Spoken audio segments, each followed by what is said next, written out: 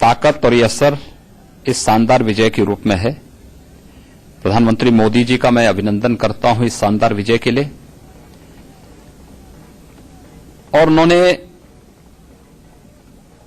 5 वर्ष में 2014 से लेकर 2019 के बीच इस देश को हर क्षेत्र में आगे बढ़ाने के लिए जो शानदार कार्य किया है, खासतौर पर वैश्विक मंच पर भारत को सम्मान देने का हो या फिर देश के अंदर किसी भी अन्य क्षेत्र में आप देखेंगे देश की आंतरिक और बाह्य सुरक्षा के मोर्चे पर इंफ्रास्ट्रक्चर डेवलपमेंट को लेकर के या फिर कल्याणकारी योजनाओं का लाभ बिना भेदभाव के समाज के प्रत्येक तबके को देने का जो कार्य, ऐतिहासिक कार्य प्रधानमंत्री मोदी जी के नेतृत्व में हुआ, उसका परिणाम है कि जनता ने देश की नकारात्मक राजनीति को एक तरीके से खारिज किया है।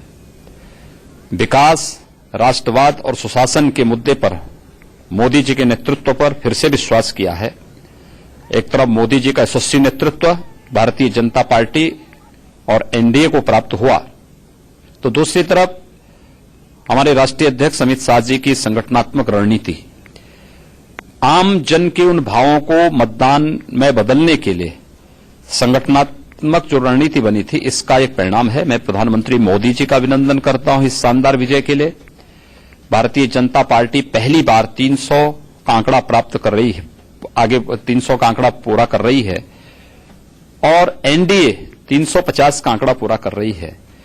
एक वास्तव में शानदार विजय है और ये मोदी जी के यशस्वी नेतृत्व को इसका श्रेय जाता है। हम उनका अभिनंदन करते हैं, आदरणीय राष्ट्रीय अध्यक्ष जी का, जिनकी संगठनात्मक रणनीति के अंतर्गत करोड़ों कार्यकर्ताओं ने कार्य किया।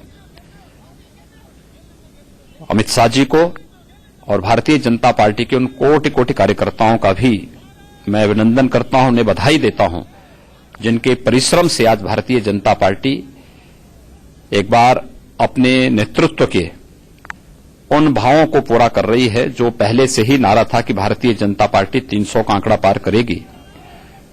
और उसमें पूरे देश के अंदर जो रुझान देखने को मिले हैं और जिस प्रकार से परिणाम सामने आए हैं, मैं सचमुच एक बार प्रधानमंत्री मोदी जी का हृदय से अभिनंदन करता हूं।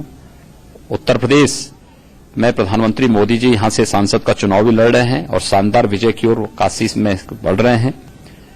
मैं उन्हें इसकी बधाई भी देता हूं और हम विश्वास करते हैं कि आदरणीय मोदी जी के नेतृत्व में भारतीय जनता पार्टी और एनडीए इस देश की आकांक्षाओं की पूर्ति करने के लिए जिस अभियान के साथ आगे कार्य कर रही है, ये निरंतर और द्रुत गति से आगे बढ़ेगा। सर, कैसे देखते हैं आप, जहां सपा, बसपा, कांग्रेस, अब ये कैसे रहे? क्या प्रियंका फैक्टर कुछ देखिए, आप जैसे कि बड़ा हो रहा था कि बहुत कुछ हो जाएगा, मोदी जी की आंधी में ये सब उड़ चुके हैं।